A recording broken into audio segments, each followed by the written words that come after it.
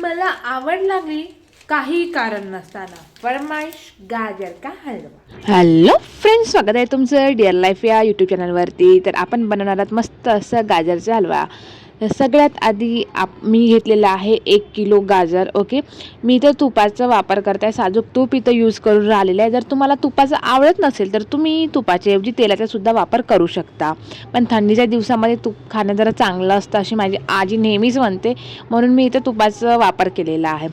जरा हे सॉलिड फॉर्ममध्ये आहे तूप, आपण याला लिक्विड फॉर्ममध्ये घेतपर्यंत याला आपण उष्णता द्यायची आहे। तर माझं इथं तूप विरघळून गेलेलं आहे। त्यानंतर जे मी 1 किलो गाजर घेतलेलं होतं ते छान किसून घेतलं आहे। किसून झाल्यानंतर मी आता छान तुपामध्ये याला भाजून घेणार आहे। त्याचा कलर चेंज होतपर्यंत जसं आपल्याला भाजून घ्यायचं आहे, कारण आपण जर 1 किलो जर बनवत आहोत तर त्याची क्वांटिटी कमी कमी होत जाते, तर 1 किलो तर आपल्याला काही खायला मिळणार नाही आहे। ओके, सो त्यामुळे मी ते 1 किलो गाजर घेतलेलं आहे। तुपामध्ये छान याला आपण परतून घेऊया आणि याचा कलर चेंज होतपर्यंत आपल्याला परतूनच घ्यायचं आहे। ठीक आहे, अधूनमधून परतत राहायचं आहे। तर मी ही प्रोसिजर 15 ते 20 मिनिट असं केलेलं आहे। त्यानंतर याला छान असा कलर येतो। त्यानंतर 1 किलो गाजरला मी 1 वाटी अशी साखर घेतलेली आहे। तुम्ही तुमच्या आवडीनुसार जसं तुम्हाला किती गोड हवं आहे त्यानुसार तुम्ही इथं घेऊ शकता। माझ्याकडे ड्रायफ्रूट्स म्हणून काहीही नव्हते रूमवरती, तर मग म्हटलं माझ्याकडे किसमिस आहे, मग मी तेच टाकले। तुमच्याकडे जे आहे ते तुम्ही तिथे टाकू शकता।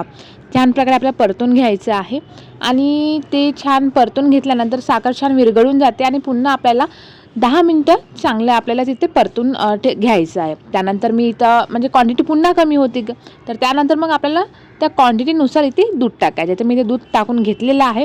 दूध टाकून घेतलं आणि छान असे मस्त उकळी, जसं तुम्हाला दिसून राहिलेलं खतखत खतखत दिसून राहिलेलं आहे ना, तसं उकळी आलेली आहे।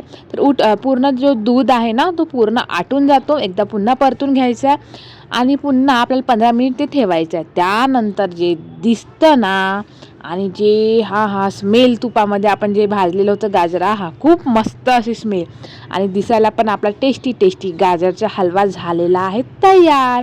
तर फ्रेंड्स, तुम्हाला ही रेसिपी कशी वाटली नक्की सांगा आणि तुम्ही पण या हिवाळ्याच्या दिवसात गाजर खूप खात जा। व्हिडिओ आवडल्यास लाईक, शेअर आणि सबस्क्राईब करायला विसरू नका। थँक्यू।